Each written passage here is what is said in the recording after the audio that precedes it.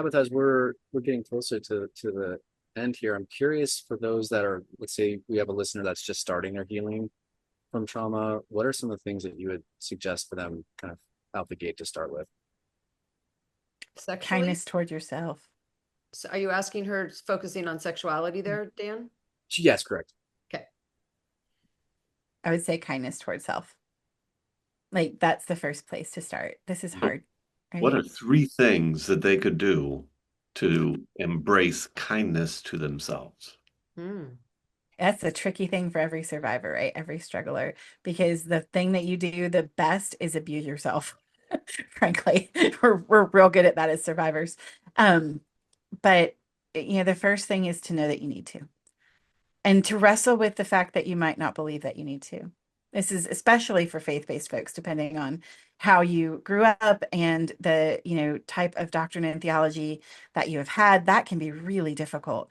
There's a lot of folks that have been told, your heart is desperately wicked, you can't ever know it, and all you deserve is death and hell, which are both distorted. And if anybody ever wants to know why, I can give you a very long exegesis on that is hermeneutically correct. But that said, really going, how does God see me if you're faith-based? Because he doesn't look at you like you're scum. Like I think Ephesians chapters 1 through 3 is one of my favorites. That's called the indicative, right? So Ephesians is split. Welcome to theology with Tabitha. Ephesians is split into 2 big parts. One is the indicative and the other is the imperative. And anytime you see those 2 things, indicative, who you are, always comes before imperative, what you do. And so when you look at that, you find that you are God's workmanship, that you are created. The word is poema, which is a poem, your artwork. And if that is how God sees you, and that's how you're created, and even if you don't believe in God and you're listening to this going, oh, dear Lord, why is she quoting scripture? You are still like a work of art. You are still someone who has value and worth and is worthy of good and kindness. Yeah. And so if you can start there and say, I would say this to my best friend and believe it for them, why am I different? That might be the best starting point. As you're talking about that, what comes up for me is the idea of affirmations, which, affirmations are typically not statements that we believe, they're statements that we want to believe. And oftentimes when I'm working with my clients and I'm suggesting affirmations, they don't really believe that they're true yet. And so what I hear you saying is that idea of you just lean into the idea that, well, maybe this might be true. I don't know that I believe it. And you don't have to believe it to start that work of I'm enough, I'm lovable, I am God's creature, I'm a work of art. Pick whatever resonates with you, but just start leaning in and open up the door that maybe that's possible. And maybe you don't even feel like it's possible. Maybe it's just like, I don't think it's possible, but I'll just say it to myself because my stupid therapist is telling me to.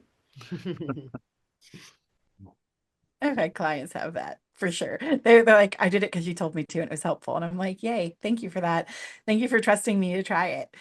Um, what you're saying really brings up for me one of my favorite dialectical behavioral therapy interventions of all time, and that is opposite action. Mhm. And that is essentially fake it till you become it. And so with opposite action, you take something that is true now. Opposite action does not work. And I talk about this in Body and Soul Healed and Whole. If you say, I'm going to become an NBA star, I am 5'2" and fluffy. I am not going to become an NBA star. I'm not dunking a basketball and I'm not running from anything unless it's a bear. And even then that's sketchy. So let's be real here, right? That would not be reasonable opposite action. I'm going to know I'm a liar, but I can say, I know I'm lovable. There is enough evidence. I would say this to a friend, who has the same story as me. And so I will act as if that is true with my whole self. So I'm going to walk out into get my mail, even as if I am the most lovable person on the planet. So I'm going to walk to the mailbox thinking I am lovable. And what would my body do in that space? How would she function? Well, she'd probably stand up a little straighter. So if I'm used to walking kind of with my shoulders in, which a lot of women do, in particular, women tend to make themselves smaller, then, I'm going to like put my shoulders back. I'm going to walk up tall. I'm going to walk with purpose and my head held high. And I'm going to notice, how does that feel in my body?